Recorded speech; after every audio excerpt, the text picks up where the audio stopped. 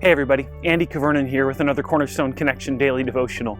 Hey, I wonder, have you ever been a part of something where somebody was picking teams or somebody was making a hire and you got passed over and you felt like it might have been a little bit unjust? How'd that make you feel? I've been a part of that. One time when I was very young in ministry, applied to a job and it looked like everything was going really well, and actually the church brought Christy and me to their campus for a weekend. We gave up a vacation Sunday in order to go and to be with them, and everything looked like they were going to hire us. But at the same time that they were looking at us, supposedly, they sent a team out to another state to look at a guy that they really preferred, and they didn't tell us. And everything about the weekend was a bit wonky, and you just kind of realized, hey, they're not that excited like they once were pretending to be, or at least were at one time.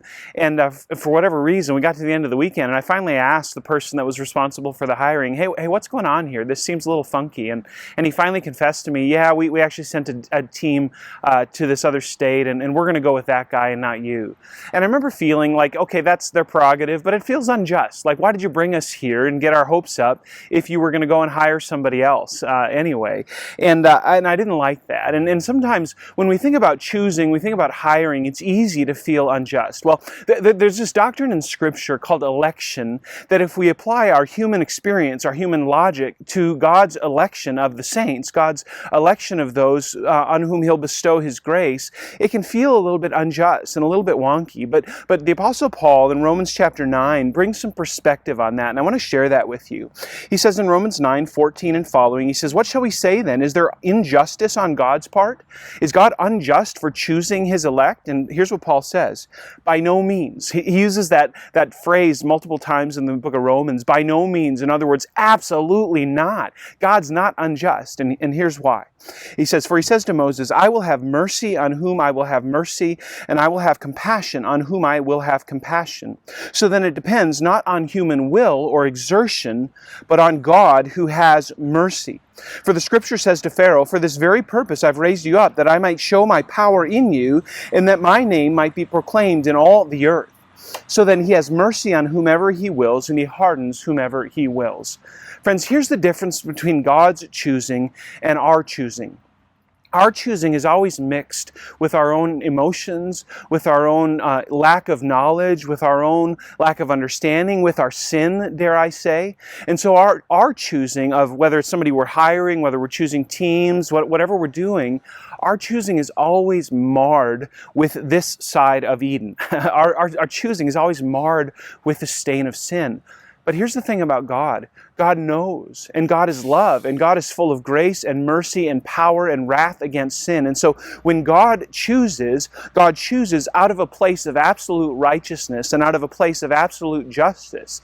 And so when God chooses, it's good. So then the natural question for many of us is, okay, well, which of us are chosen? How do we know? Friends, here's how you know if you're chosen.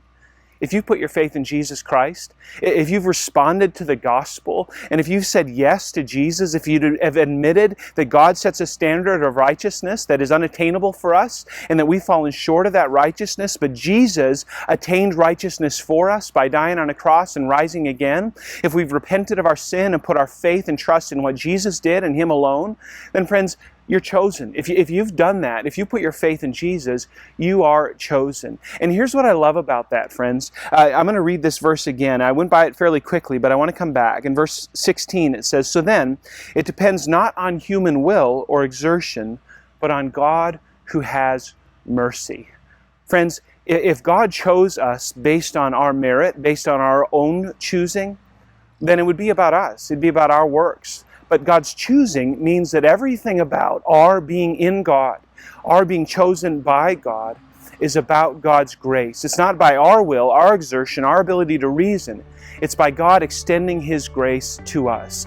And in that, friends, we can rest knowing that we've been chosen by the God of the universe who knows everything, and we can trust Him. Friends, rest in God's choosing today. Rest in God's grace for you. Rest in His mercy for you. Soak that truth in and give Him thanks and worship. God bless you, friends. Have a great day, and Lord willing, we'll see you again soon on the Cornerstone Connection.